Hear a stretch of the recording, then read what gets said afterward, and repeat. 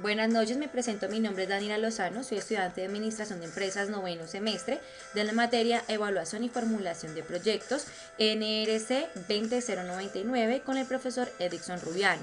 El día de hoy vengo a hablar sobre el estudio de factibilidad. El estudio de factibilidad es un instrumento que sirve para orientar la toma de decisiones en la evaluación de un proyecto y corresponde a la última fase de la etapa preoperativa o de formulación dentro del ciclo del proyecto.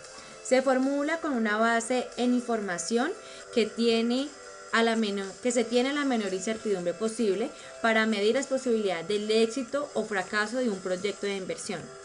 Apoyándose en él, se tomará la decisión de proceder o no con su implementación.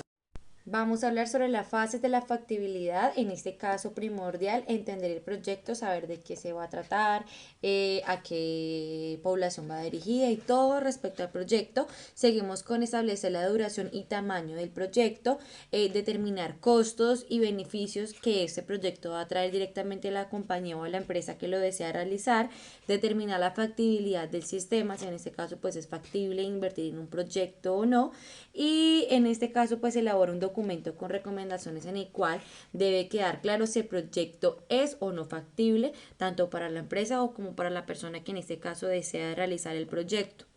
Por eso es muy importante tener en cuenta este estudio, ya que por medio de este pues tenemos en cuenta si verdaderamente vamos a invertir o no en un proyecto que deseemos realizar. Seguimos con los estudios de factibilidad y su importancia. En este caso, los estudios de factibilidad tienen como objetivo conocer la viabilidad de implementar en un proyecto de inversión y de igual manera defendiendo al mismo tiempo los principales elementos del proyecto. El estudio de factibilidad se compone de 4 partes, en este caso el estudio de mercado. ¿Cuáles son los ingresos que vamos a proyectar y en qué lo vamos a basar? Tenemos que tener en cuenta la definición del producto, la magnitud y tendencias del mercado, la penetrabilidad del mercado, la estrategia comercial y determinación de ventas potenciales del proyecto. También los aspectos técnicos, que es cómo vamos a producir o dar el servicio, cuáles son los montos de inversión. Ahí nos vamos a enfocar en la definición de las características técnicas del producto, localización, selección de maquinaria y equipo, tecnología y equipo, también las materias primas, mano de obra y programación de inversión. Seguimos con los aspectos administrativos, que es cómo vamos a administrar la empresa y el proyecto. En esta ocasión tenemos que enfocarnos en la definición de promotor de proyecto, experiencia empresarial, estructura organizativa, aspectos jurídicos, experiencia empresarial y experiencia de directivos. Y por último, los aspectos financieros, que si es viable financieramente el proyecto o no y cómo se va a estructurar su financiamiento.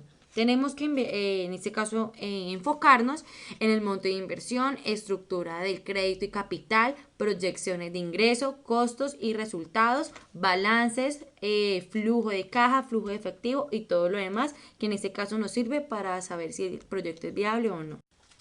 En esta última parte nos hacen una pregunta que es cómo la formulación y evaluación de proyectos ayudan a los administradores de empresas. En este caso, y en mi punto de vista como futura administradora de empresas y viendo esta materia, me di cuenta que formular un proyecto no es fácil.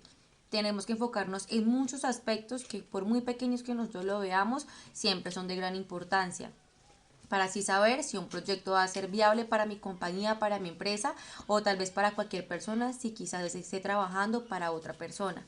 ¿Por qué? Porque en un estudio de mercado que tiene que ir en este caso dentro de la formulación de proyectos, ahí nos damos cuenta si va a ser viable o no, a qué sector nos vamos a enfocar, cuántas unidades vamos a producir, de igual manera a cómo vamos a vender, cómo lo vamos a vender, cómo lo vamos a distribuir y la verdad y teniendo en cuenta todas las bases que tuve dentro de esa materia, pude conocer que es muy importante para cualquier empresa y para cualquier administrador y empresario, porque ahí nos damos cuenta si verdaderamente va a ser factible el proyecto o no y si vale la pena invertir o verdaderamente no.